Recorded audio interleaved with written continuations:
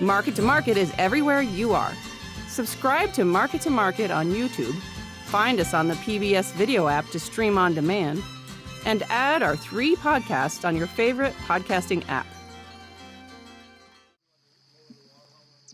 This week, several waterways were found in the crosshairs of the environmental advocacy nonprofit American Rivers.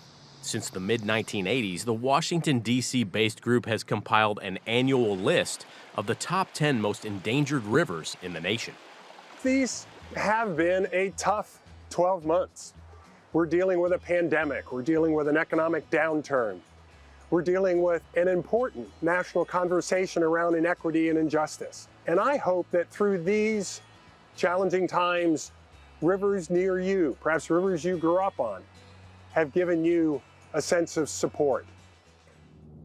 While the Pacific Northwest's Snake River topped the list of impacted riparian communities, drinking water sources, and fish and wildlife habitat, the lower Missouri River, which makes up the majority of Iowa's western border, was the report's second most endangered river. American Rivers cited the ongoing risk of extreme flooding due to poor infrastructure management as the deciding factor.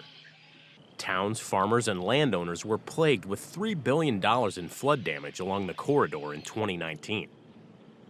That so-called report was a bit of propaganda, I think. The Lower Missouri River designation, as well as the group's first ever placement of Iowa's Raccoon River on the list at 9th, due to runoff from livestock operations in farm fields, drew the ire of the Hawkeye State Secretary of Agriculture, Mike Naig, who says conservation efforts like cover crops, wetlands, and bioreactors have been accelerating.